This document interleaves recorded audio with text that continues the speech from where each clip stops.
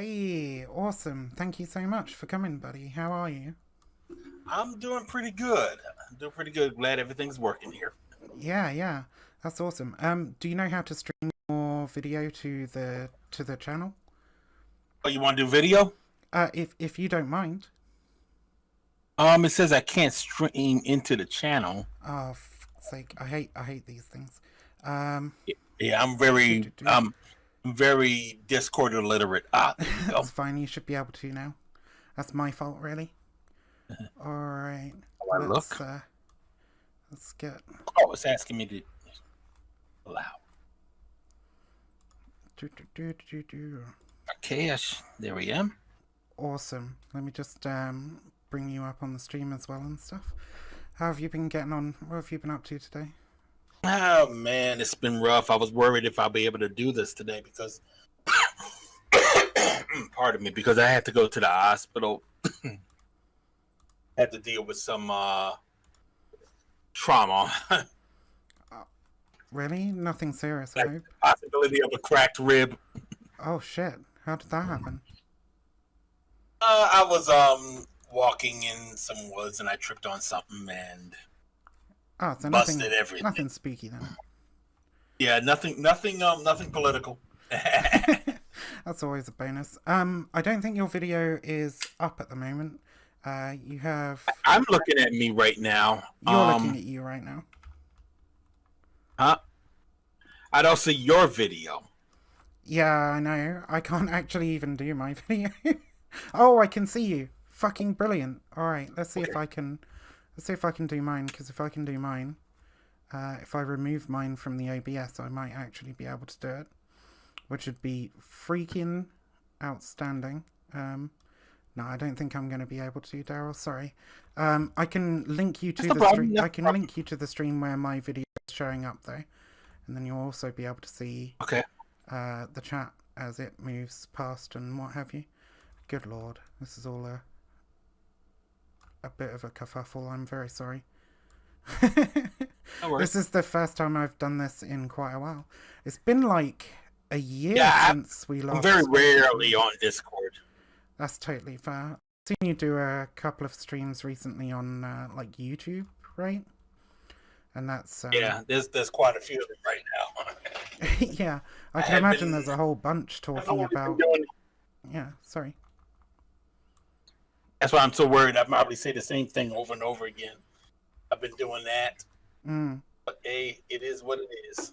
Well, hopefully we can like push in the direction of some slightly different questions, because I think See, most of the people in my audience and me have like at the very least a passing familiarity with anti-fascism and extremism, so we should be able to get like a little bit further down into things. Anyway, so hello for everybody who's just hello. arrived and so on. Yeah, I should send you a link to the stream where this is being do, do, do, published, so you can also see the chat if you want to, Daryl. Um, but for everybody who is just joining and so on, this is Daryle Lamont Jenkins, the executive director of One People's Project, still, I believe. Um, yeah, which is an I'm not going anywhere. an anti-fascist organisation operating out of New Brunswick, New Jersey. And he is the star of the film Alt-Right Age of Rage, which we watched the trailer for just before you showed up, actually, Daryl. It portrays you Oh, very well, heroically. One, one of the people in my chat mentioned that it portrays you quite heroically and makes Richard Spencer look like a bit of a slime ball. So definitely a propaganda win there, I think. So there's a yeah. reason for that. There's a reason for that. I think the biggest problem that I have had growing up, or rather dealing with this over like 30 years, is that every time you do a documentary like that, every time I had seen documentaries like that, it was always centered on that white supremacist and that neo-Nazi, whether it's a news story or a full-on documentary. You very seldom see the other side and what they're doing and how they are fighting Mm. their BS, so to speak. And if you do see them, we're just part of the B-roll, just acknowledging that, yeah, this is what they're doing, but never saying exactly what it is we're doing. until like the end of the documentary or newscast, where they say, "Well, people are standing up, but it's a long, hard slog," and then that's the end of the thing. Oh, jeez. So alt-right Age of Rage is definitely a departure from that, and that's what I look for whenever I get involved with these kinds of things. I'm not here to big up Nazis. Not here. Yeah. So if they're going to be platformed, it's going to be a very soft platform for them. Yeah, you don't think Richard Spencer gained anything out of that documentary? I mean, Charlottesville was a fucking disaster for everybody involved, anyway. Well, for the absolutely far right, it was. Yeah. I think it's what was another thing that was important about the documentary. It was originally about. I think I brought this up with y'all before, and I brought it up on things in the past. It was supposed to be about Trump's first year, and they wanted to basically see how people was responding to what Trump was going to be about. And they were already done with the documentary. It was already in the can. And I said, hey, look, if you want a little bit more B-roll, want a little bit more action shots or something like that of what people are doing out there, come on out to Charlottesville. There's going to be a big rally in Charlottesville in a couple of weeks. It might help the production. It changed the production. Yeah, quite substantially, I would imagine. What was supposed to be about Donald Trump ended up putting Donald Trump in it for 10 minutes at the most. Mm. And that's what's really important. I think it's more about us than him anyway. Yeah, for sure. I mean the general public, all of us. Well, because Donald Trump, I think one of the things that I say quite a lot is that Donald Trump's a symptom. He's a man who is like fed back into the acceleration of the rise of the far right in the United States. But ultimately he is a symptom. Like, he's a symptom of a political system that a lot of people have lost trust in, and a symptom of a rising sentiment of sort of, I would say, like a rising ultra-nationalist, separatist sentiment. Yeah. Would you agree with that? I would definitely agree with that. I think he's definitely a symptom. I think he is, and that's really the only way you can frame him. Because anyone else that has tried to been in that position, the position he's in, that has the same kind of belief system, so to speak, would have known how to handle that office. And it could have been worse. We really did get lucky in just having to deal with the symptom instead of the full-on chronic situation that it could have been with a Pat Buchanan, for example, or with a Ron Paul. Those were the two that came before him that I think would have turned this country into a complete and total collapse. And luckily, we had an incompetent that was trying to do that. And yeah, I mean, if it was somebody like Tom Cotton or shit, who are you most worried about for like 2024? Who do you think is gonna? Because Tucker Carlson's like thinking of running, right? Like, that's pretty terrifying. Oh, Tucker Carlson, that's just trash talker. Tucker Carlson shows up. We're not doing this shit again. No, if Tucker Carlson decides to run for something, we really want a piece of him.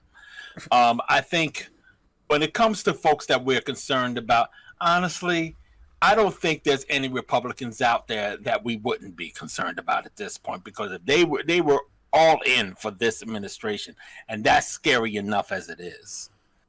I'll tell you something else too. I'm also worried about the Democrats. Yeah, we could have done a lot better with our candidates, or they could have done a lot better with their candidates, I should say. But the only thing that they seem to look at is the strength of their party. And they don't see progressives as part of that strength, even though progressives were the ones that built that party. And the fact that they are pushing back against progressivism and against leftist politics, leftist ideals, says to us we don't have a home in the Democratic Party, and they're going to be just as conservative as any Republican, as any other anybody that the Republicans will put up. And that's a big concern. And I'm going to tell you something. That's why people were in the streets all this summer. Because we looked at both candidates. We don't like either of them. We don't expect any results from either of them. and we needed them real bad. We needed change, and they weren't giving it to us. So a lot of people just said, you know what? We don't have a damn thing to lose. Granted, there were a lot of other mitigating factors besides that, but still, we definitely saw that we're not going to get anything from 2020. We really weren't. So You don't think that the removal of Trump is like good enough in and of itself to be something worth voting for? say again. You don't think that the removal of Trump in and of itself is something worth voting for? No, I think this has to be more than that. I really do. I know that people kept on promoting that. I think there's also the matter of you have to govern. You have to be able to be somebody who can relate to everybody in this country, or at least the people that don't want to kill us in this country. And you have to produce results. If the only argument that you have is that he's better than Trump, any given candidate is better than Trump, you're not really solving the problem. And I'm going to tell you something. Biden is going to win. That's what it looks like right now. Biden is going to win. Should Biden win, become president, and we start criticizing him, and the Democrats or people who support Democrats start coming back with us with nothing more than he's better than Trump, or do you want Trump to come back because Trump is going to still doing his nonsense, or do you want fill in the blank Republican to take that spot? That means they're trying to keep us from questioning them. Not necessarily Biden or Kamala Harris, but they are trying to keep us from questioning them, and then I'm really going to get mad. I imagine you've been out on the ground with quite a lot of the BLM protests. Have you? Do you get the sense that this is the general opinion of people who are out on the ground protesting with BLM and other groups? I think one of the things that I think that there is basically a kind of frustration that you see in the streets. And I think what people are saying right now, I mean, we've had too many situations with the police and black people that's resulted in our death for over 100 years with no resolution. And they keep on saying we need the police. And we're saying, you know what? No, we don't. No, we don't. They're not protecting us. They're protecting you. And the conservatives reacting to the whole defund the police campaign is a perfect example, a perfect illustration of that, because they keep responding with, okay, if you defund the police, if you get rid of the police, that means you're not protected from us. And my attitude is, well, we need protection from you. Are you finally admitting to that? Because now we know who the criminals really are. And ultimately that's what we're dealing with. We're dealing with people who want to use the police as their shock troops. And we're taking their shock troops away. Yeah. And I'll tell you something. If we are successful in taking their shock troops away and they try to run a game on us, they're going to be shocked. Because they keep underestimating what we're about and what we want. And they keep losing to us. So my feeling is we just got to keep the pressure on. We just got to simply keep going forward with what it is we do. Yes, we need to defund the police. Start putting those resources that the police apparently aren't using to protecting us into folks and into institutions that do. Health, education, climate change, the betterment of our society. Things that actually will prevent the police to even be needed. Yeah. And in the end, yes, we can protect ourselves, but we can also come up with a better way to protect ourselves than a bunch of idiots making like their mafia on the street, thinking that they have carte blanche to do whatever they want. Yes, there has to be some sort of oversight so that police aren't able to get away with all the things that they are getting away with now. One of the things people like to say, incidentally, is get rid of qualified immunity, which gives police that carte blanche, and it has been the biggest problem that we have had over these past 100 years. Qualified immunity does need to go. Fair enough. We could do like more politics stuff what you want to speak about. Oh no. But I think, yeah, I mean, I imagine you're probably pretty tired of talking about all that stuff like pretty much nonstop. I imagine you'll probably be pretty tired of talking about what the first subject is anyway. But just to sort of like ease us in, I mean, the Proud Boys have been in the news like an awful lot recently, thanks to certain events on the presidential debate stage. I watched, yeah, I watched the other day an interview with Enrique Tarrio with Tim Pool. Tim Pool decided to have him on to essentially defend the Proud Boys from accusations of white nationalism, and he mentioned you by name, which was one of the things that prompted me to go, oh yeah, I'm doing this, like, you know, this week of interviews with extremist researchers, anti-fascists and so on. I should get Daryle on again because I had such a great time talking to him last time. And so I suppose the big accusation against the Proud Boys right now is that they're a white supremacist organization. And I wanted to ask you how you feel about that accusation towards the Proud Boys, whether you think it's warranted, and whether you think it's even needed to prove that they're white supremacists, to prove that they're not good people.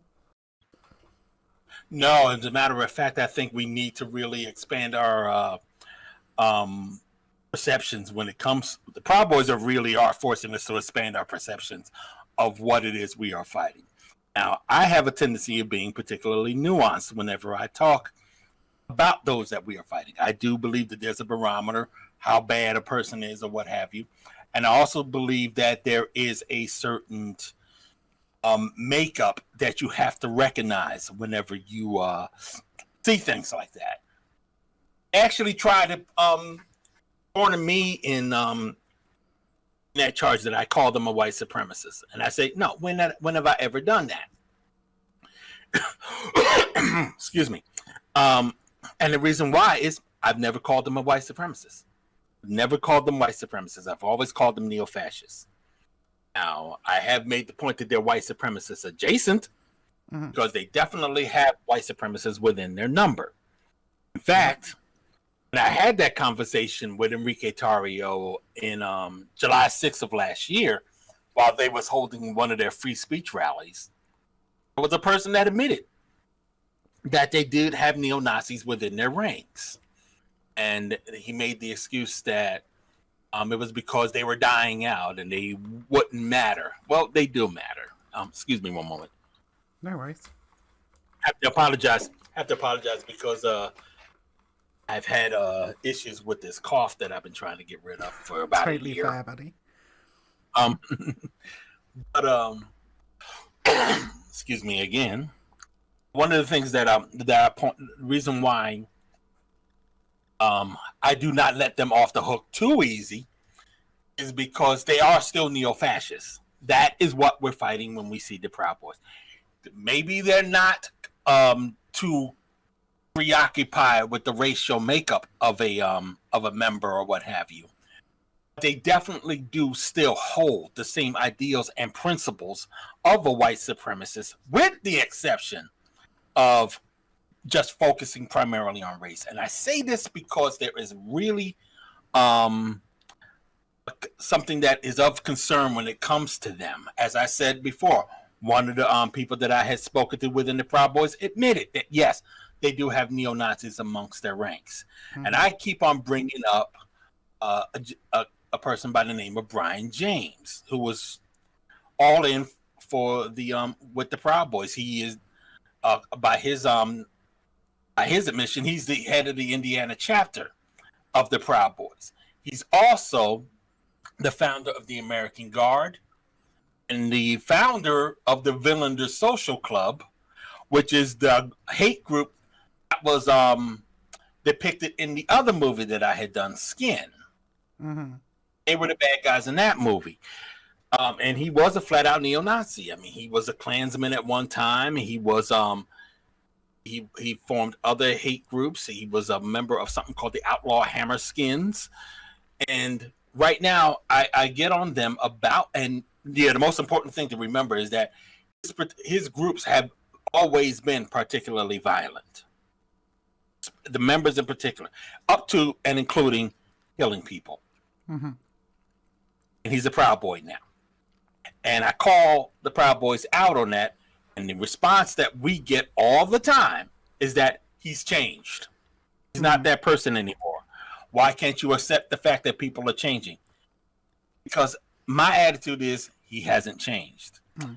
Listen to the video where he declared that he was no longer a white nationalist.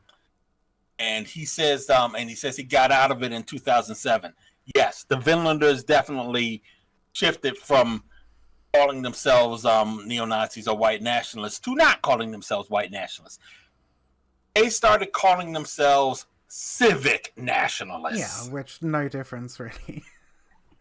It's another version of rebranding. It's a matter of, and he still says he would work with white nationalists or ethno-nationalists. Now they become ethno-nationalists. If I remember right, weren't the Finlanders the subject of one of those videos from Andy No?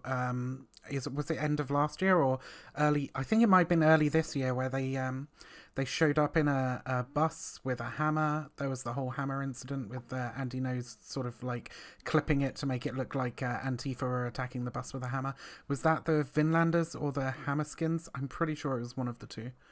Well, no, that was the current group that Brian James founded, the American Guard.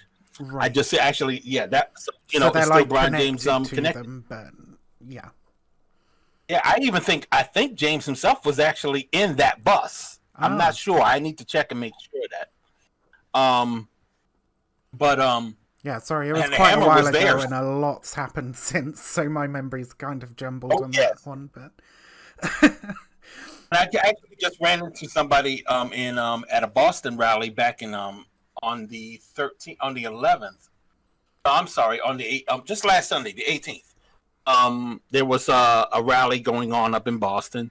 Mm-hmm. Providing security was a guy named John Camden from the American Guard, New Hampshire, and he has history in the white supremacist circles. He was part of the Connecticut White Wolves. He was with the Aryan Circle, a group that he founded, and they say that he changed as well. Mm. And one thing that I've been putting out there is just look. Remember, when it comes to the Proud Boys lie. Proud Boys lie. And if you come away with nothing else that I say today, remember that, because they're in trouble.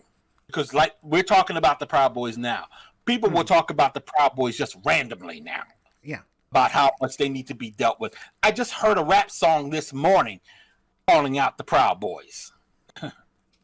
So it's pretty much at the point where now people are coming for them, and it's only a matter of time before you will never see them again. And spotlight that was shone on them from the presidential debate that sort of Joe Biggs was fucking celebrating. Do you think that glare is just too bright for them at this point? Glare is too bright, especially considering what it is they have been involved in over the past 4 years. Mm-hmm. The violence that they have promoted openly, the fact that Gavin McInnes, its founder, who is still associated with them, despite the fact that they said he resigned from the group. He's not even from this country, and it could be a threat to his status here in the United States. I thought one of the more interesting things that have been happening lately is how little the media tries to bring them up while they are still active in the street. Last weekend, I said I was in Boston. That weekend, also in San Francisco, the Proud Boys decided to put together something in San Francisco. It was a black dude that said he was a Proud Boy. Got his teeth knocked out, and Fox and friends from the next day started talking about how Antifa attacked a group of conservatives and during a rally, and they kept on referring to a conservative organization. Whenever Fox News starts talking in regards to a conservative organization and not saying that group's name, something's up. So I looked it up, and found out it was Proud Boy related, and I was shaking my head at the nonsense. Yeah. I think we followed that.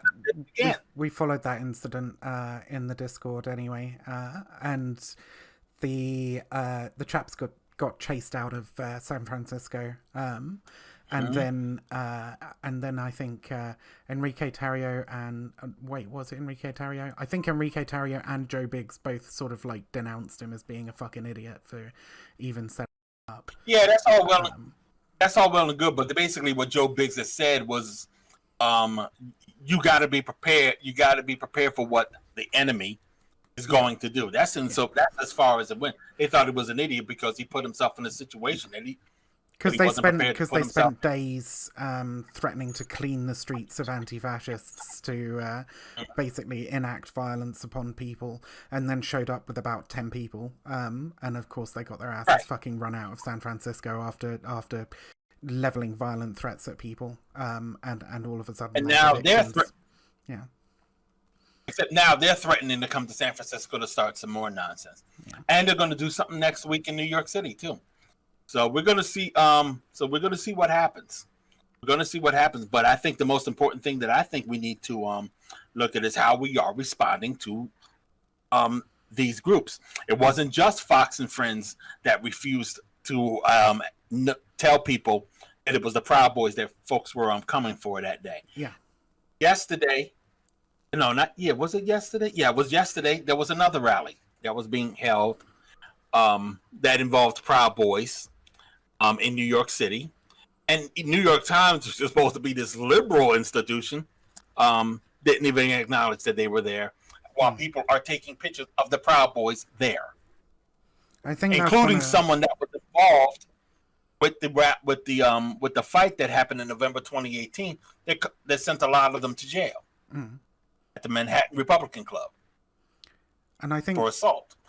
That's one of the most frustrating things for me, at least, about media coverage, mainstream media coverage in the United States, is that, you know, when it's far-right agitators, it's like conservative groups or free speech march or whatever, you very rarely hear anti-fascist or far-left voices in the mainstream media at all. And it presents a very skewed picture of events. I could even go around to like the Black Lives Matter protests and the amount of... Obviously, Kyle Rittenhouse was unavoidable to pay some attention to because he killed 2 people and injured one further. But in terms of the rest of the reporting around the Black Lives Matter protests, we had over 100 vehicular attacks on protesters. I know we covered it over on our little news channel on Twitch. The first 12 days of the protests, there were more than 10 vehicular attacks that we covered. But the mainstream media just seems to sort of ignore far right violence in favor of pushing the sort of anarchists rioting and burning down cities and attacking folks kind of thing. Even those organizations which are left wing. So how do you think we can possibly affect better reporting? I think it does fall on us to do these reports when they don't. I mean, we already know that they're not going to do that. Our biggest concern, however, is not just the fact that the media doesn't cover it, but also the fact that the police aren't prosecuting.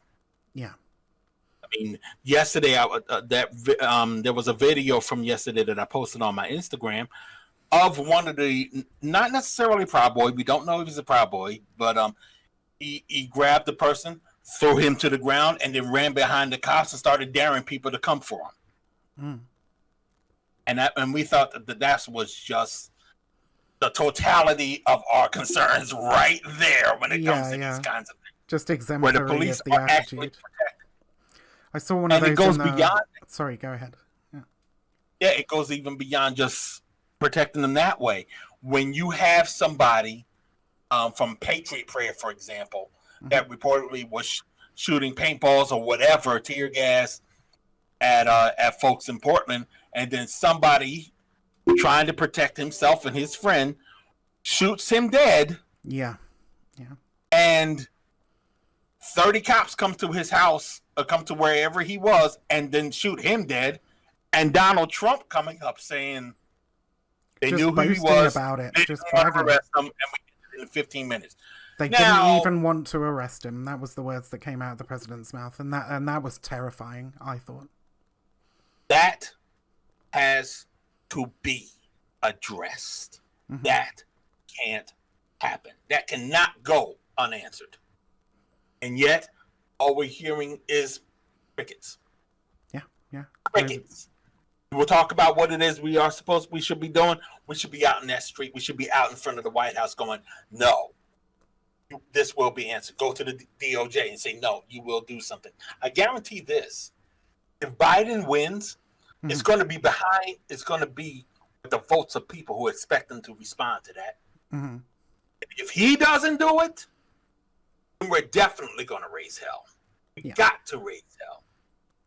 Because if the Democrats think that they are going to give Donald Trump a pass for the things that he has done over the past 4 years, up to and including that, there is no comeuppance. They can't expect our votes in 24. They can't. Yeah. We have to start looking elsewhere. All right, then. We shouldn't even wait until 24 to address the fact that they will not do something. We just got to simply make sure they do something. That can't go unanswered. My personal opinion is just getting Trump out of the White House is probably one of the most important things right now. And unfortunately, we kind of have to suck up a lot of our other feelings about the Democrats and just, get him fucking done. But by no means does that mean that, you get Trump out of the House and the protesting stops. Absolutely not. Like, the Democrats have a lot of work to do to clean up their act also. Let's take it away from the Democrats for a little bit, because I will tell you also that biggest problem that I have, and the biggest concern I should say, is that when Trump is gone, there's going to be a lot of people that think that, okay, problem solved. Yeah. And we can't let anybody do that. We got a taste of what could happen if we sleep on them. We were trying to sound the alarm. Antifa was trying to sound the alarm against almost all the people that we are fighting in the streets today. Yeah. We were doing that well before we even knew Donald Trump was running for office. Mm-hmm. And here we are, basically lucky that it's only been this bad. We can still talk to each other via the internet. We can still go out and walk around, albeit a little safer than we have been, and just do our normal day to day. But like I said, safer than we have been also means even that has been taken away from us to a large extent. But we can still do it. We're still a free enough country where we can find ways to circumvent the obstacles that we have seen this year. Well, that's the thing that scares me. If Trump gets into office and William Barr remains Attorney General, then they will continue to try and enact legislation to prosecute left-wing and anti-fascist specifically organisers. And it's already been bad, but it could get a lot worse. Yeah, that it means that will change. It means everything that we have been comfortable doing up to this point will change dramatically. It means people will be in the streets more. It means there'll be more people dying. Yeah. And I mean dying by the droves, because they want their war. They keep saying that they want a civil war. And once Trump wins, if Trump was to win, they're going to push that a little harder. And doesn't mean they won't do it if he loses, because they said if he loses, they're going to have a civil war. Yep. But the thing is... But they won't have those government officials in power supporting them, necessarily. Or they're less likely to. But my feeling is, if Trump does lose, people can't sit back on their haunches. Breathe a sigh of relief, sure. But we can't let this happen again. Well, it took nearly 3 years to get the your average central moderate to start warming up to even the idea that Donald Trump could have a fascist streak, to use that word in connection with him. I think the vast majority of liberal-minded folks just they weren't there yet. They didn't understand what we were dealing with. And even in the UK, I know very little about the climate in the UK. But when Boris Johnson won, that surprised the daylights out of me. I thought that people had that in control, and yet there it is. He became prime minister. I would have never thought he would become get that far. But then again, I don't know the political climate of the UK. And of course, we saw the rise of the right over here in conjunction with that.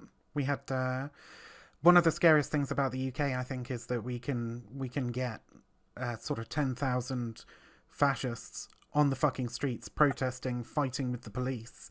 At least they're fighting with the police rather than being protected by them. But we can get 10,000 fascists at a fucking moment's notice. You know, they will come out and they will march for Tommy Robinson. They will march to, quote unquote, protect monuments against Black Lives Matter. And that scares me, because I don't think that you really see that kind of large scale, quick organising that you see in the United States. But they are very different climates, for sure. Anyway, sorry, I don't want to rant on about the UK. To be honest, I see that all over Europe. I don't see that just in the UK. I've seen it in France. I've seen it in Germany. You see it in, like Poland, especially. Yeah. You may as well not even be Antifa in Poland. Yeah, fuck me. Lord, there's some small had a good run, but there's some small anarchist groups in Poland, but they're so incredibly underground, because I mean they have to be, because essentially what they've had is 12 to 20 years of William Barr being Attorney General. True. Yeah. And my attitude about that is that there was a heightened sense. It's more dire in regards to dealing with the fascists in Europe. But here, for a very long time, even if our government wasn't keeping them in check, folks in the street most certainly were, which is why I always tell people that in the end, it's not about Donald Trump. It's not about Joe Biden. It's about you and I and how we're going to relate to each other. If we're not going to relate to each other, we should keep our distance. And if you're not going to keep distance, then we're going to put you down. I'm not even going to sugarcoat that one, because the fact of the matter is, we never wanted this society to be that. And we've been fighting that for a good 60, 70, 100 years. And we've made some great inroads, and we're not going to put that genie back in the bottle. Nice. So, and that's why they say they want to have this, they think that the United States should break up and have, I heard Ann Coulter referring to separation of the states and all that. They want to rewrite the Constitution. That's what one of the guys from Fox and Friends keeps on trying to promote outside of Fox and Friends. They want to try to do everything to maintain the right-wing ideals that they thought built this country when it really hasn't. And my attitude towards that is, no, you can't have any of that. You cannot have your own country, because you have a habit of just not staying within your borders and hassling everybody that's in the other country, and should not be rewarded. That whole conversation actually swings into one of the pre-prepared questions that I had, which was just basically on Trump, Cotton and Barr blaming Antifa for the damage and violence during the riots, and Barr's response was sort of you had Trump's executive order, and then you had William Barr's I forget what it's called, but he basically wrote a paper stating that for a domestic terror organization, and then we had a slew of bizarre teaching documents in various police departments and from the FBI and so on, talking about how Antifa organize and how to combat them and so on, really very much treating them like a terror group in all but legislation. What do you think has been the impact on that, and do you think there ought to be a response to that? What should the response be, if there should be one? Honestly, I think that people have basically been at the point where they just ignore what Barr and Trump are about. No one's looking at Antifa as a terrorist organization. I mean, really. I mean, they're just looking at that as more political rhetoric. They're looking at it as simply talk is cheap. Fact of the matter is, they're arresting folks on the right. Yeah. It was the right wing that tried to kidnap the governor of Michigan and also the governor of Virginia. It's the right wing that's committing most of the murders, most of the political murders. It's the right wing that's saying, in the words of Gavin McInnes, violence is a very necessary way to solve problems, really effective way to solve problems, he said. Those are the ones that are getting in trouble. One of my Gavin McInnes quotes, I challenged him with that when I spoke with him like earlier in the year. He is a nasty piece of work. I mean, they're being criminal on so many different levels. I mean, hell, Enrique Tarrio, whose real name is actually Henry, was in jail for a couple of years for fraud. Trying to some fraud case involving medical equipment before he became a Proud Boy, before we saw him in Charlottesville, you know. So it's like we are dealing with thieves, we are dealing with thugs, we are dealing with killers, and none of them are Antifa. Yeah. And even if the rhetoric that they say on the right, despite all of that, despite all the pseudo reports, stats bear it out. Stats definitely bear it out. They're the ones going to jail, not us. So do you think there's a benefit to people like yourself going on to mainstream media and talking about what exactly it is anti-fascists do and are about? Because the vast majority of anti-fascists, for very obvious reasons, don't want to show their faces in public. But then there are people like you who are quite happy to. Do you think there should be more of that going on? Absolutely do. I mean, you know how much I love it. I'm all over the place, like you said. But I mean, I got people playing. I love seeing you on Jesse Lee Peterson. Jesse Lee Peterson for me was just practice. I mean, honestly, the last time we spoke was a week before I went on Jesse Lee Peterson, and I think we mentioned it and spoke about it just a little bit because I'd watched your appearance on Jesse, and some of the things you said to me like really stuck with me and helped me during that interview. I think so. I was just sitting there taking notes. And said, okay, this is what I should do. This is what I shouldn't do. This is what I should say and shouldn't say. And basically, that's all I was using them for. To be perfectly honest with you, I'm trying to stay away from right wing outlets now. I don't need them. I mean, if there's anything that me being everywhere right now, talking to folks, has helped with, it's definitely the fact that I can definitely find outlets somewhere else other than Jesse Lee Peterson show or Fox News. The only time you really will see me talking to some right wing persons on their podcast or whatever is if I didn't pick up on the fact that they were right wing. Fair enough. Yeah, because I've been on a couple of podcasts and then they start talking, or rather they hit me in the street. I'm starting to learn that when they say, "Hi, I'm an independent journalist. Can I talk to you for a minute?" It's like, yeah how independent are you? Just how independent? Yeah. Are we talking fascist videographer or anarchist reporter? Like which one? Oh man, it's so funny. They'll do that independent journalist thing, and I'm just like, okay. And then I go to their blog or whatever it is they direct me to, and I'm just like feeling like the Princess Bride. I don't think that word means what you think it means. Independent of what? Yeah, absolutely. But go on. Sorry. No, it's fine. I was going to switch the topic, but if you have more to say on that. I should say I definitely would like to see other voices besides mine having said all that. Hold on. Because I keep losing mine, number one. Yeah. And in the sense that I'm getting older, too. I mean, I cannot speak for all the experiences that everyone on the left has had and what they believe and what they're about and how they want to see things happen. So I have to stress that, yes, I am speaking from one particular perspective. There are so many more out there, and they do deserve to be heard.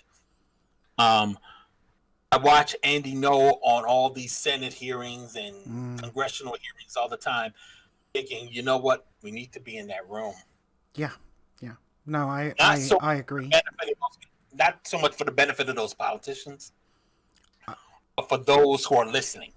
I would have to add, I would never pressure anybody specifically into doing that. There's very good reasons fascists hide their faces, but if you are comfortable having your face out there, then this is the kind of thing that you ought to be doing, in my opinion. Yeah. Yes, and this is what, and that is something that I've always said. I'm not saying we have to recognize why they hide, why we all conceal ourselves, but by the same token, some of us don't have to.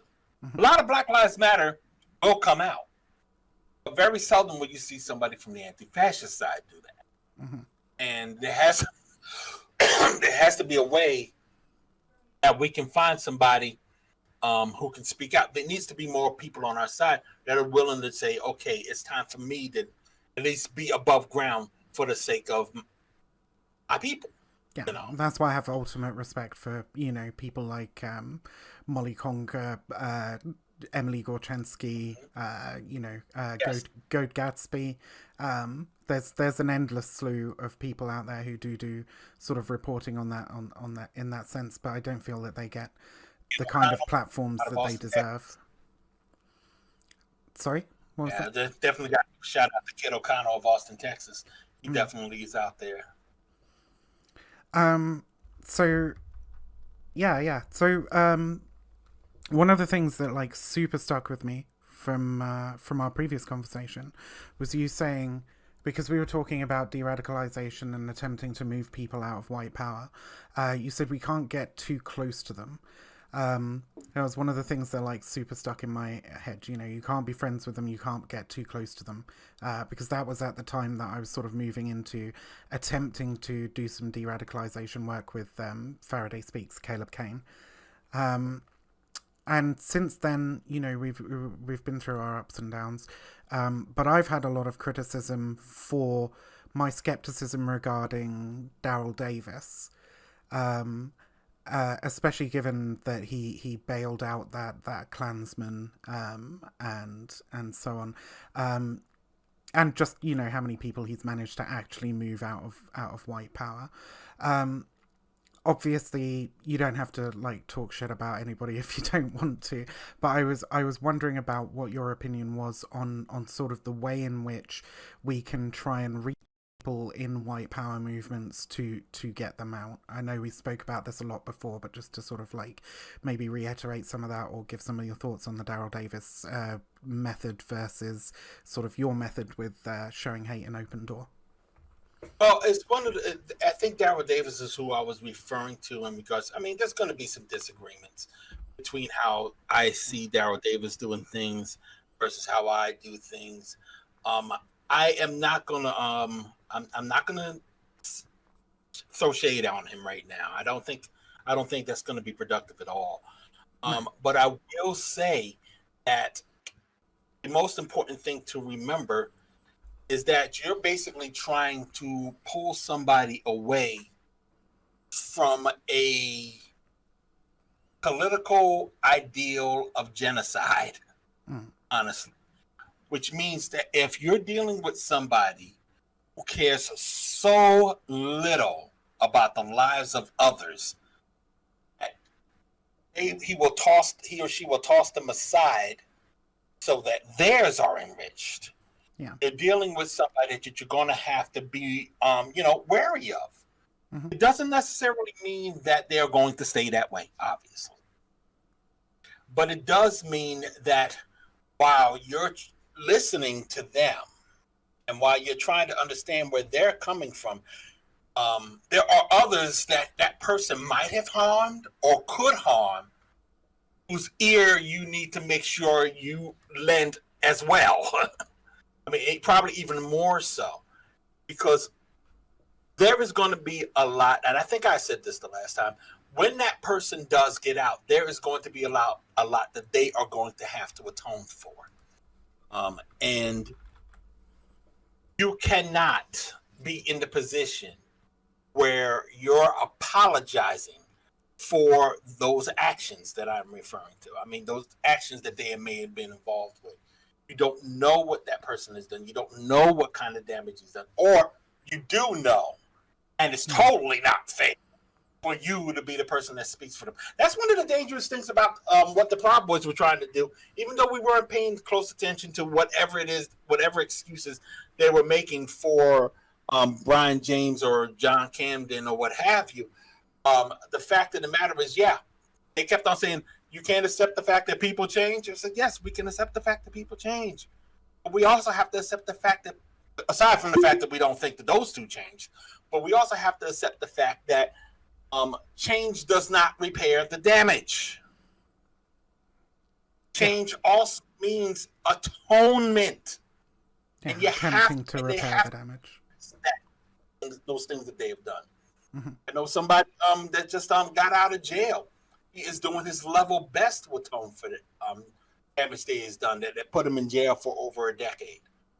You know, it's kind of things that you have to be mindful of as you're getting to know the person. Doesn't mean you can't. I have to. Maybe I misspoke. I do not want to let people come away with the notion that you can't get close to them. I'm close to a couple of ex-Nazis. But I will say initially, you got to feel it out. That person has to prove themselves They got to want to be moving away, would you say? Say again? They've got to want to be moving away from white power, would you say? First and foremost. Yeah. First and foremost. You can't come to them. I think I said that. I know I said that before. You can't come to them. They have to come to you. That's my father's attitude when he was a drug counselor. Mm-hmm. I can't tell you not to get off drugs. You have to decide that for yourself. I think from my mind, I treat white power like pretty much any cult, which I would liken, like a lot of cult experts and extremist experts, to an abusive relationship, where if you attempt to go in sort of all gung-ho, then you're just going to end up driving a wedge between you and them. They'll dig themselves in. You have to show them the door, and they have to walk through it. Yeah. Yes, exactly. You can show them the door. You can and it's one of the things that's important when you do see me talking with Proud Boys or something like that. Mm-hmm. You do see me being cool every now and again. I'm not necessarily being cool with them. I'm planting seeds. Yeah. And hopefully those seeds will grow before the weeds take it over. Yeah. And then and then long-winded garden metaphor later, perhaps they'll decide to leave by themselves. Yeah. Because if you don't, they're going to come along and eat your ass up. Mm-hmm. I guess finally I had like one last question, and then if you don't mind, there's a couple of people who wanted to ask you like questions themselves. Sure. We have what is it? We can't really get away from talking about the election. We've already done that already. But from a slightly different angle, I've been very worried about violence surrounding the election immediately, especially if Trump attempts to contest the election, as it seems like he's going to do with his rhetoric around mail-in ballots and so on. What are your thoughts around violence surrounding the election? Is there anything we can do to avoid some of it, or is it even something worth worrying about at all? It's something worth worrying about. I will not say that we can or cannot avoid it. You know, I mean, basically, I remember I was in a meeting 4 years ago after Trump was elected, and I said, some of us are going to die. Mm.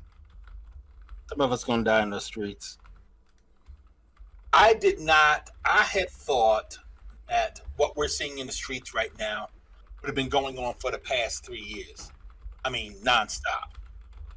It has happened over the past 3 years, especially in Portland, especially in Charlottesville, various other spots here and there, but nothing to the intensity that we have seen over the past 4 or 5 months.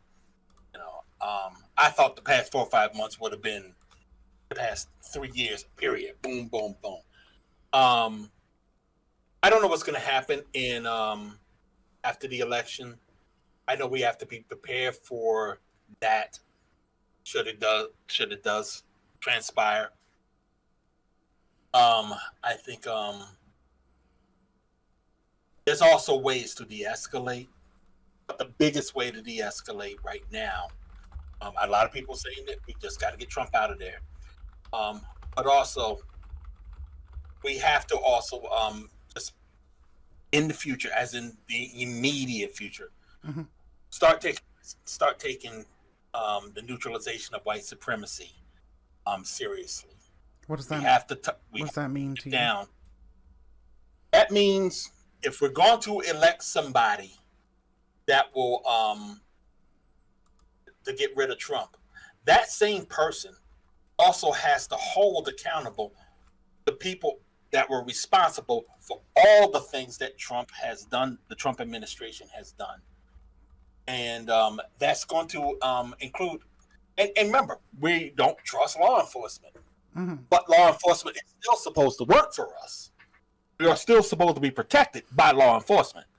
So damn it, they're going to protect us, and they are going to do something about those that have tried to turn this country inside out.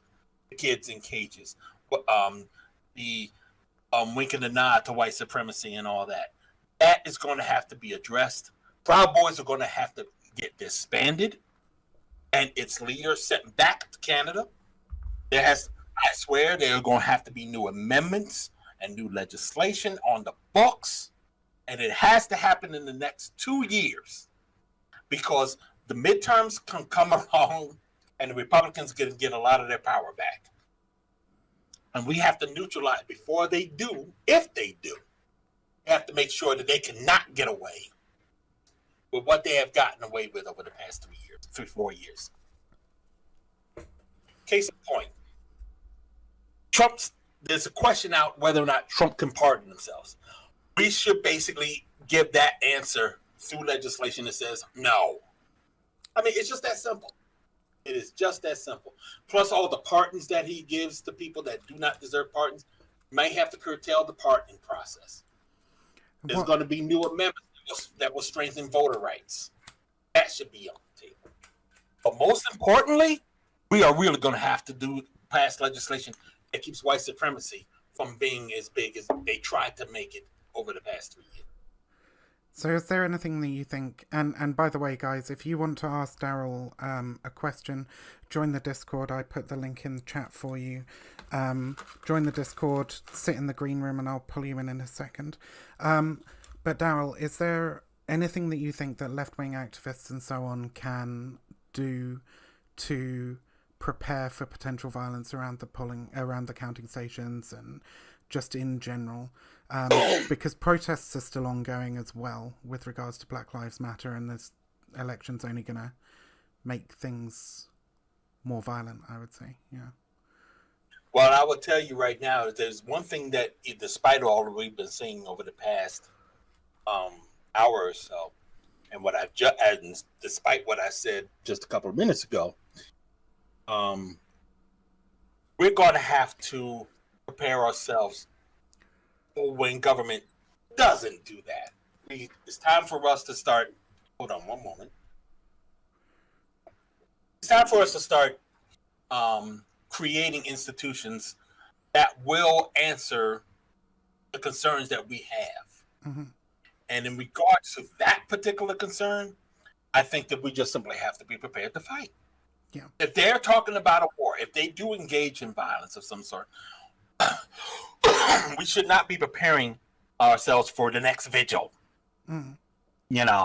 We should prepare. No more pageantry, no more protests. It's obvious that the police are not going to protect us from that because the police are working with them we've seen from time to time. We just have to be prepared to fight. Yeah. And just to be clear, because of the terms of service of this platform, you're talking about defending yourself against violence, not attacking. Yeah. Exactly. I definitely want to stress that I'm not saying going on the offense whatsoever. If they are coming for you, you do have the wherewithal to fight back, and that's the only time you engage that way. The only time. Hopefully, we can de-escalate things so that they don't. Yeah. Because basically, we are talking about a society that is stable enough to try to circumvent all of that, while at the same time dealing with the nonsense that they want to try to give us. We have done it before. We will most certainly do it now. But failing that, if you are in a position where, in a situation, I should say, where they are coming for you and they are trying to cause you harm and your family harm or whatever, you have every right in the world to just fight back. And yeah, I would say definitely train. I would say definitely learn how to handle such a battle, be it with a firearm or just with your bare hands. But the bottom line is you do have to be prepared to protect yourself if that's the way they're talking. But to protect yourself, you do not go on the offense, or you're going to be the one that's wrong. That's awesome. Thank you so much. I'm going to pull in Faraday Speaks, who I think you already know.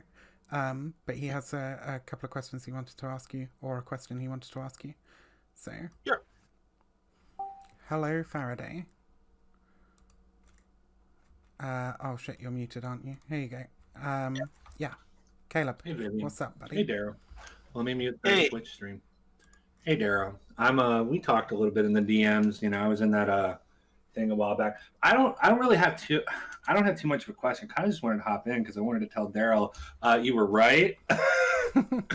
So I shut down. Ironically, I shut down the Discord project tonight so I can focus more on my job. I work over at American University on a team called Peril, and we're trying to fight a lot of this disinformation and polarization, and mostly with the far right, because that's where it's all coming from. And so I want to focus more on that. And you got a podcast coming up I'm going to be focusing on, and I think me and Vivian are going to be doing a little bit of stuff.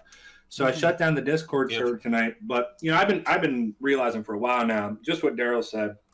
Daryle, what you said, you can't go to people, you can't chase people down. It just don't work. And I like what you say about the drug counseling. I come from an area, I grew up in Appalachia in West Virginia, so I know that metaphor well. And it's exactly the same there. When someone's on dope, you cannot go to them and tell them to quit. They're not going to do it. They have to, whatever has to happen, and then they decide to give it up. And that's just how it is. And it does suck. But, I just wanted to say that I appreciate you putting that out there. I guess, if you have anything you want to respond there, go ahead, guys. But I guess the only question I might have is, I see a lot of leftists right now getting real black pilled, as we call it online, and just getting so pessimistic and thinking, well, the environment's collapsing. We're getting this fascist uprising. It's all over. We need to fight back. And my big concern is people getting involved in, online, what we call tanky shit. Basically adopting this accelerationist ideology. And I see online a lot of fash, pushing that and helping that along and infiltrating their little online communities and encouraging that. We're trying to talk to them in some leftist language to try to trick them into doing that. I just don't know, Daryle, what can people do that's positive, that if they can't get a Bernie Sanders in there, what the hell can people do? But that's one of the reasons why I said we need to start building our own institutions so that we can answer the concerns that we say need to be addressed. I think I always tell people that's what Occupy was about. That's what Occupy was trying to do. Trying to establish something outside of the corrupt political process that we live under. There are things we can do. For one thing, we really need to start reestablishing our own outlets, our own networks online. We should not have gotten, and I said this on a podcast, and I'm going to say it in everything else that I get involved with. We should have not have gotten let indie media, for example, go away. We should still have indie media today, except everybody flocked to Facebook, and now we're mad that Facebook keeps banning us.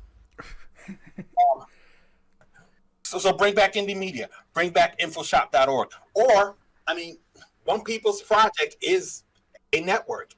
IDAVOX, my other website, idavox.com. That's another news outlet that we can use. We have our own we already have some institutions that we already have. We build more, and these are going to have to be the direction that we go in. One of the things that really got me going when I was just really trying to figure out where I was going politically, I have a documentary sitting on my shelf over here called Anarchism in America. And basically what it was my base introduction to what anarchism really looks like as opposed to what it is.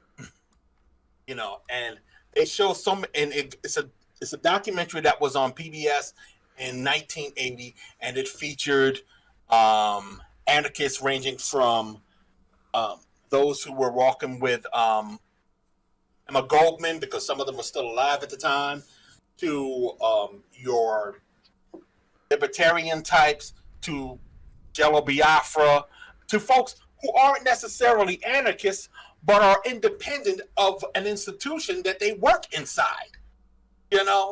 And that is one of the things that we are going to have to build. Right? And some of us have, like I said before, there are anarchist institutions that are build them up more. This is what's going to help us go forward, regardless of what happens a week from today. All right? So that has to be the mindset. That really does have to be the mindset. And in regards to what my another thing that my father was about when he says you have to come to us. I also love the mindset of my father where he says he's only giving you 2 chances. After that, you can move on to someone else to screw around with. Because you're wasting his time. And that's my attitude. If you're not really going to get out, you're wasting my time, and I just have to fight you. Figuratively speaking, I have to keep you from hurting other people. Sounds reasonable.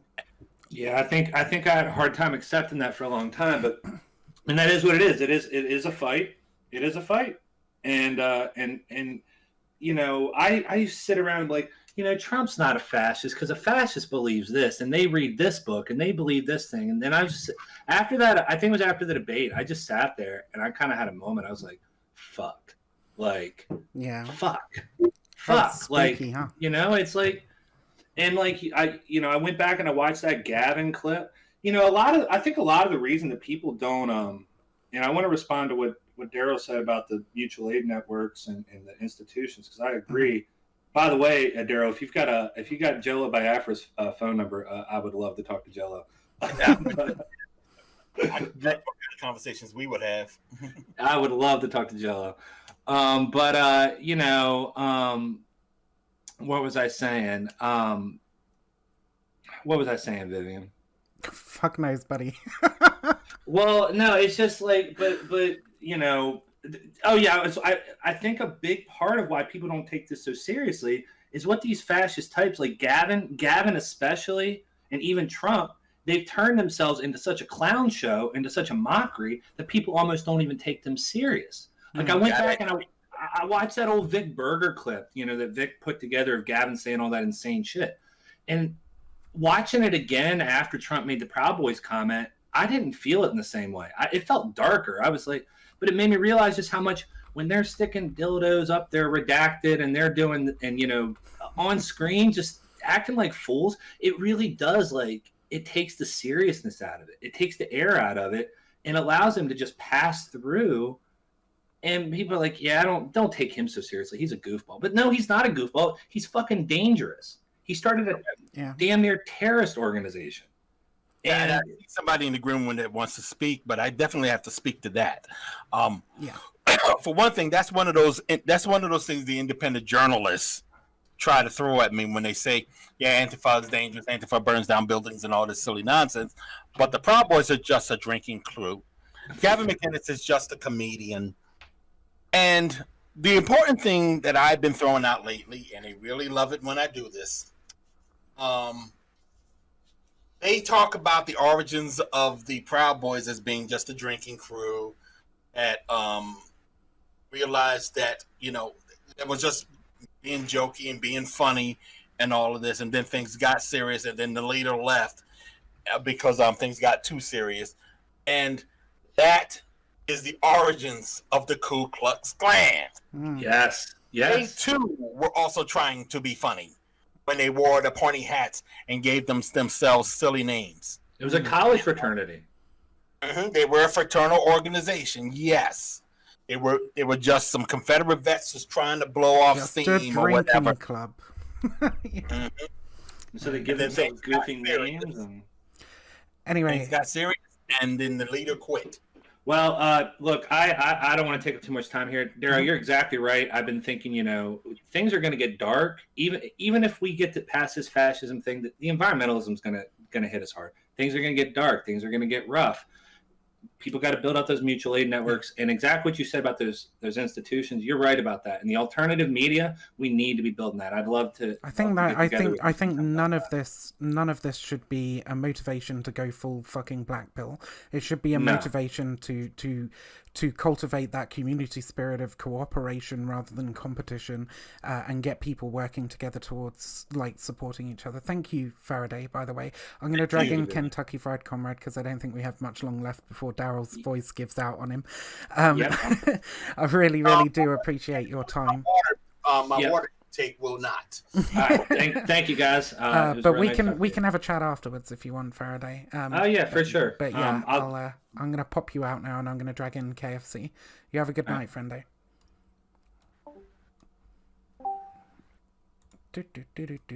Okay, Kentucky Fried Comrade.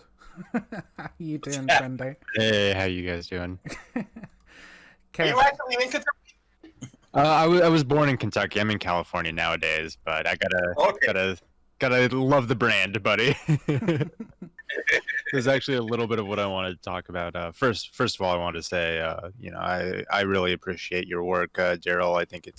I just think you're a really interesting and fun guy to follow. And wanted to thank Viv for setting this up because this is great. I was kind of talking about this with Viv a little bit before you came on the show, but we were kind of talking about some of the previous branding exercises that, they call themselves the alt-right, the neo-fascist. But I think it's funny, for people who've been around for a while to think about the previous branding exercises that they had. And so, I think it's funny at one point that they called themselves the Dark Enlightenment. And I guess this is less of a question and more maybe kind of like a sounding board for maybe you could jump off of. But I think it's important on two layers. One, you're absolutely right. These people aren't jokes and you have to treat them seriously. But at the same time, you have to remember these aren't monsters in the dark. These are also kind of nerdy people and they are something worth making fun of. This is what I was trying to impress upon a lot of folks when it comes to this particular crowd. We're not dealing with folks maybe 20 years ago, 30 years ago when the ARA was in vogue, and we was dealing with the Tom Metzgers and the Richard Butlers. Yeah, we were dealing with straight up thugs, folks that were shaving their head, calling themselves skinheads, which had nothing to do with the culture, by the way. Going out and attacking people, going out there and killing people, or the Klansmen out there going out and attacking and killing people, flat out neo-Nazis, It's different than that. And it was always by design to be different than that. Basically, what we're seeing today is what William Pierce envisioned when he started the National Alliance. Them being in the mainstream with their hair grown out and just going from the streets to the boardrooms to the college campuses and all of that. And it comes when I first heard of Jared Taylor and first heard of the Council of Conservative Citizens. That's what they were doing. That's where it all comes from. Because they were in the Beltway in Washington, D.C. They had their politicians that were going to work with them. But they were careful enough not to get caught up in some of the buzzwords and the trappings that will basically indict them as white supremacists. First of all, it's kind of like that classic Lee Atwater quote. I'm sure you know the one I'm talking about. Yes, I am. Yes, and it's interest. Damn it! It is interesting. First day with the new lips. It's interesting how when 1 minute we're hearing Atwater say that, and the next minute we're seeing American Renaissance come into vogue. American Renaissance started in 1990, and they knew how to make alliances with people of color, with actually Jewish people, Jewish right-wing Jewish entities out there, Their petri dish, and I always keep saying this, their petri dish was New York City, where they just manipulated politics to the point that they basically made black people a stranger in their own city. And what you see coming out of New York, Trump, Giuliani, you now see all over the world. So you have, and all over the country, you have folks that were already in the Beltway, basically ushering in a lot of the white supremacy under the radar with their various terms. In this case, paleo-conservatism. So they were already trained to do so. Once, the one thing that they didn't have and weren't able to get until Richard Spencer came along was young folks. And what Richard Spencer did was to go to CPAC, the Conservative Political Action Conference, to recruit.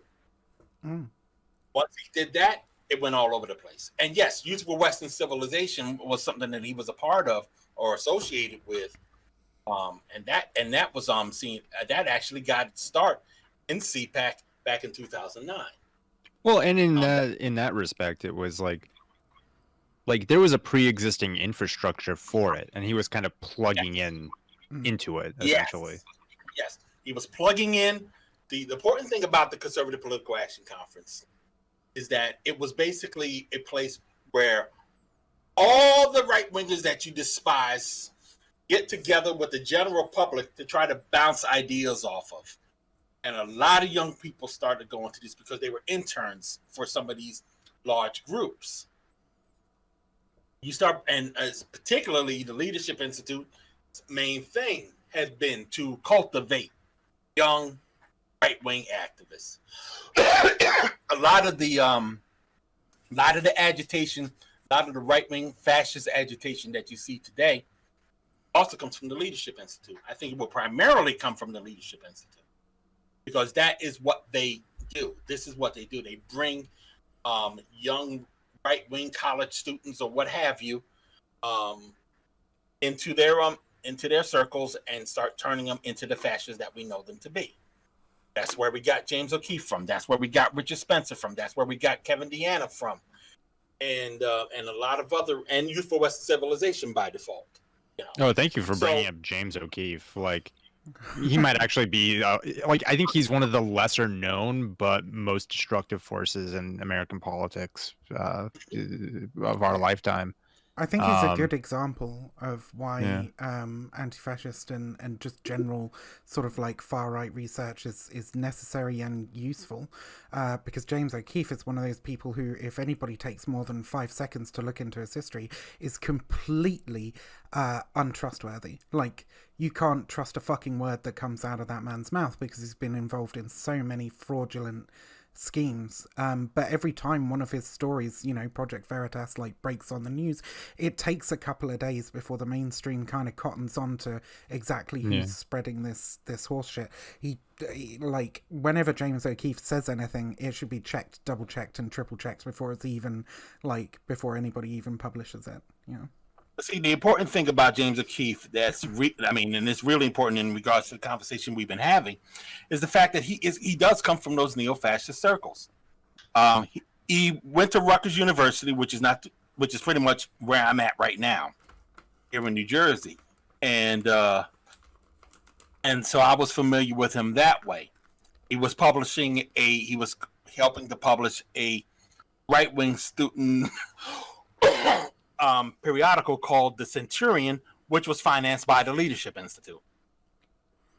We connected him to all the neo-fascists when he participated in a right wing in a fascist conference and took pictures of him there back in 2006. And there's a picture of him with Jared Taylor right behind him. And people can, that picture's flying around the internet here and there. And incidentally, speaking of having to rely on our own media, if you go to onepeoplesproject.com and you look up James O'Keefe in the Rogues Gallery, you can see that picture. You can also see a picture of him hanging out with members of Youth for Western Civilization. And when we put out the picture, and we had gotten some interviews by some more better known sites such as Slade and Huffington Post, and a couple of the people follow that story around. Andrew Breitbart lost his mind and started a 8-hour Twitter campaign to try to stymie the proliferation of that story. And he would go after the Village Voice, for example. He would go after Slate. He would go after Salon. He would go after anybody in the mainstream and telling them they need to retract the story. It is not true. Yada yada yada. The only people that Andrew Breitbart did not go after was One People's Project, because he knew he was going to get a fight when he did that. If he came to me and tried to start telling us to retract, and we would say no. We had a good laugh over the video of you challenging Andrew Breitbart at CPAC, actually, just prior to you coming on the stream. That was not coming to me. The best thing you could come up with in return was "you're a punk," which was pretty hilarious. That's actually a really good segue. I got one last mini question, and I got to jump myself here. But I really appreciate your input, Daryle. And again, thanks for setting this up. But I do have a mini question for you, Daryle. No worries. I know you've been doing this for years. Do you ever have one of those like Scorsese moments where you're sitting there and you're like, these new Nazis, these new Nazis, they're not like the old Nazis. We gotta, oh my God, no respect, no nothing. We gotta go after them. I do. Pardon me for this cough again. But it's totally fine, buddy. Cough as much as you need. Yeah, but it can get also loud. Hope you feel better, dude. Got a doctor's appointment tomorrow. I don't know if I could frame it as one of those kind of moments, but it's kind of like as you get older, and it's like you see things different. I mean, I'm glad the new Nazis are not like the old Nazis, to be honest with you. Because the old Nazis, you can say, yeah, they're easier. It's a significant downgrade, But they had a little bit more of a structure. If the new Nazis had the structure of the old Nazis, we would be already in the streets fighting. We would have been at war. Seriously. We would have had Donald Trump basically defending the swastika. I think actually we are in a better position now than we would have been back then, because they have to come up with, come on, we're talking about basically white supremacists that need people of color around them to justify them. How can you call me a white supremacist when I have this black friend here? Yeah. So rather than being able to openly say, yeah, I'm a Nazi, and what? Yeah. And I've had black people say that they were Nazis. I've dealt with that. When you think about Jovi Val, who he's a cartoon, yes, but he calls himself a National Socialist, and he's Hispanic. Yep. Or he says he's Hispanic. And you have to say it like that because you really don't know. Enrique Tarrio, whose real name is Henry Tarrio, it was something that was online for all the talk in the world about how he's black and everything. There was reports online, his criminal record, and I really want to see his physical criminal record before I say for sure that it's really the case. His criminal record says he's white. His criminal record online, a criminal record. You think he's a right-wing Dolezal? I really would like to make sure before I even go there. Yeah, it's a pretty harsh thing to question, but yeah. Well, I gotta jump myself real quick, but thanks again, Daryle. Thanks, Viv, and I just want to say real quick, to quote the Blues Brothers, "Illinois Nazis, I hate those guys." We hate them wherever they are. Thank you so much, KFC, and thank you, Daryle, for all your time tonight. I guess we can just wrap up here. Is there anything that you want to like communicate to people in general? You know, anything Yeah. about where they can find you or what you do or any projects you have coming up or just anything you want to say in general? Yes, I definitely want to talk about one project that we are working on. One People's Project is with another larger group called, well, not larger, but it's a group of us that call ourselves the Anti-Fascist Unity Coalition. Our website is daysofunity.org. And right now we are trying to raise money for to help out these food banks that have been depleted over the past several weeks, months, and all that during the COVID. Holiday season's coming up. Folks are going to be needing help from these food banks as it starts getting colder and it starts getting closer to the holidays. So if you can help out in any way, please go to the daysofunity.org website and donate. Donate to One People's Project. You can go to our website, onepeoplesproject.com. But go to onepeoplesproject.com just to find out more about us. And also, you can go to idavox.com, which is our news line. Idavox is named after Ida B. Wells. And my Instagram, what is it? And Twitter are D. Lamont Jenkins. And thank you for having me once again. Yeah, no worries at all, buddy. Thank you for being so generous with your time, even when you're not feeling well.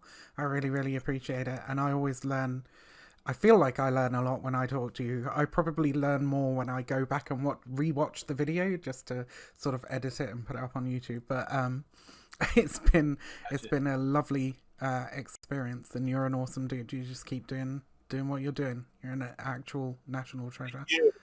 All right. Thank you so much, friend. And hopefully I'm there up across your way at some point. Yeah, absolutely. That's the next mission. Anytime you're in the United Kingdom, you just drop me a message. We'll at the very least grab coffee. By all means. All right. All right. Have a good one. Peace. Take care.